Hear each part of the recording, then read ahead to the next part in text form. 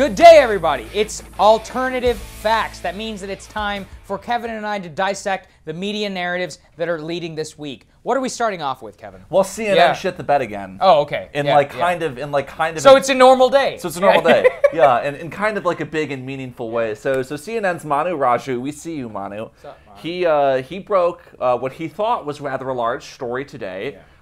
He claims that a supporter of the Trump campaign emailed Donald Trump Jr. on exclusive access.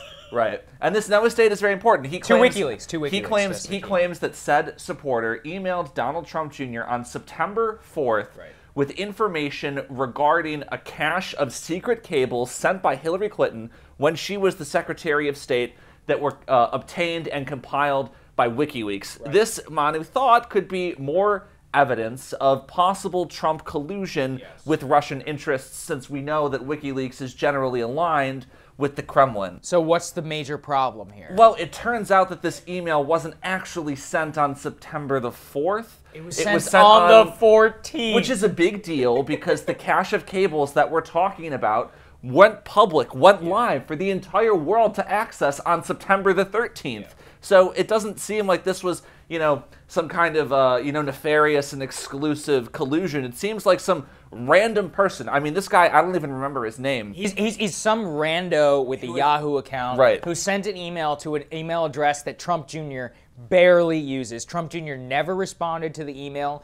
Most records indicate he did not even open the email. So, and the email was riddled with typos. Kevin and I are in the media business. We get shitty emails like this all the time. Yeah. People being like, "Oh my God!" Right? No, people all the time send us 2 or 3 day, old news, it's like news from last week. Oh my God! OMG! Did you see? Please investigate. And it was literally this sort of email from a random person with no connection to the Trump campaign whatsoever, and no connection to Russia that we can divine.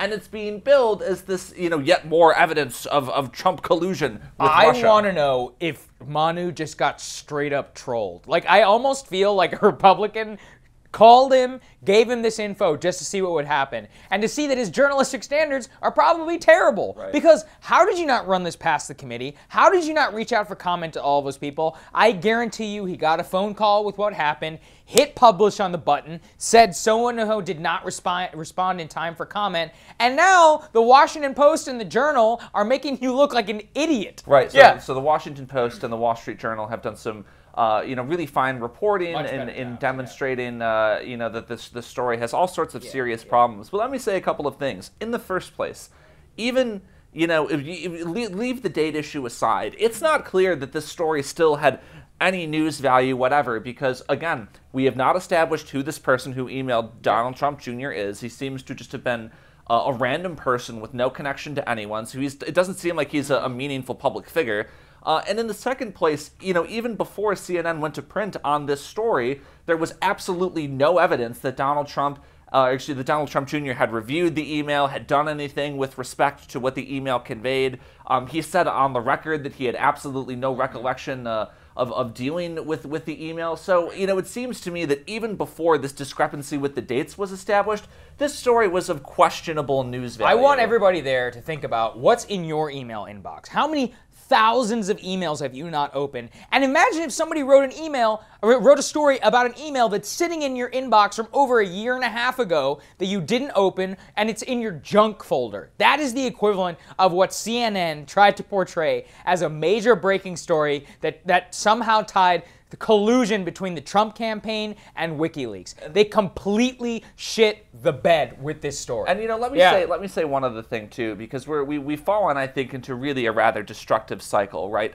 Our news cycle was certainly continuing along, the 24-hour continuum that is typical of cable news, but it also seems that the cycle is now less a matter of chronology and more a matter of the latest big scoop, right? So we're lurching from big story to big story to big story. And reporters are under a lot of pressure to report a story that's going to, break open the Russian narrative and is going to drive coverage of the Russian narrative for the next 24 to 48 hours. And as such, I think that they are relaxing a lot of our best practices, their best standards, and our better judgment in order to dominate the news cycle. I think that the reason this story was rushed to press was because Manu Raju and CNN wanted to dominate the news cycle for the next day, and that is not public spirited journalism. That is not why we're here, and that's not the traditional gatekeeping role of journalism. I mean, right? We should think of journalists as gatekeepers, that we're the arbiters of what news should be widely disseminated and what we can accept as fact, right? And CNN has been so smug about that particular role lately. Now we just see this disparity between what journalism ought to be and now purely self-interested people who just want to dominate the news. Yeah, I mean we'll see whether their smugness changed. I think we all know what the answer is. But we'll move on now. We're going to move on to the obvious disdain that we've seen in the media for a lot of the people of Alabama, specifically evangelical Christians. So tell us what's happening here, Kyle. So we've got a couple of tweets that we can throw up on the screen. One from John Harwood, CNBC anchor. Right. Another from John Ward, who's a Yahoo News reporter. Both expressing opinions about evangelical Christians in light of Roy Moore's surge in the polls. In the Alabama special election. We don't want to, of course, make a prediction with what's going to happen, but we know for sure that this is a competitive race again. Yeah. And it seems that Roy Moore, as he always has, given his political profile, is drawing a lot of support from the evangelical community.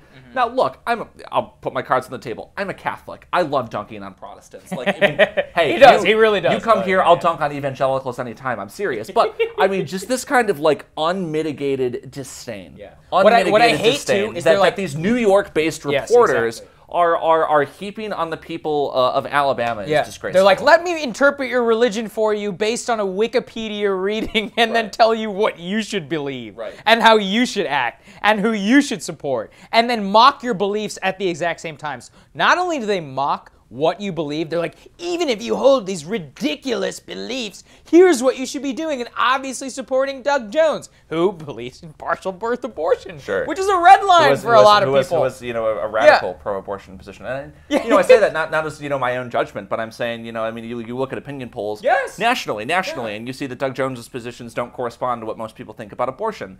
But I gave a lot of credit to Dean Backwait, who is the editor-in-chief of the New York Times, who after the election, in a public discussion about maybe how his newspaper failed to detect the surge of support for Donald Trump across the country, admitted among other things, look, we at the New York Times don't get religion. We Manhattanites are thoroughgoing secularists. I think most of us near the top of the masthead are not practicing religious ourselves.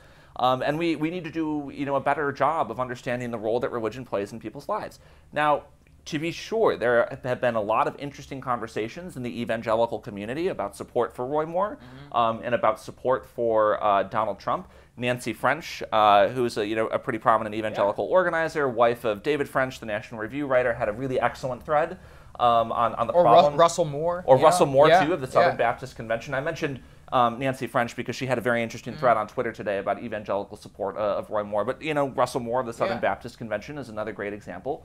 But, for these people who have themselves admitted that they don't really understand the role that religion plays in people's lives, to come down to communities that they're not part of and to insert themselves into a political process that they're not part of, and disparage the way people, look at the world, it does not obviously serve a journalistic purpose to me. I mean, that's my real question here is, with these tweets, are you serving some valid journalistic purpose here, or is something else afoot? And I have a feeling that something else is afoot. Yes, exactly. It's just tribalism. It's, I need to protect my Manhattan elites and my friends and my values that I hold incredibly dear by demonizing the people and the voters of Alabama. Once again, there will never be any stories about, what it is exactly that propels people to vote for Roy Moore in the first place. They will malign them as child pedophilic supporters, and to go deeper than that, which is something we rarely even saw except until after the president won, is something that I would like to see, but I doubt that. And let me just add this before we sign off for the week. We know that as a general proposition, most Americans are suspicious of the media. This is a bipartisan thing, and it's not just supporters of the president. People generally, and for a long time, have questioned the credibility of the media. And reporters like John Ward and John Harwood make it harder for all of us when they tweet things like this. Because this, why should evangelical readers, across the length and breadth of this country, take your reporting seriously if you dunk on them on Twitter for no apparent reason? I mean, why should they look at you, as a credible gatekeeper of news? And that's a perfectly fair question. There we go. Thank you guys so much. That's this week's Alternative Facts. We'll be back at you next week. Have a great week.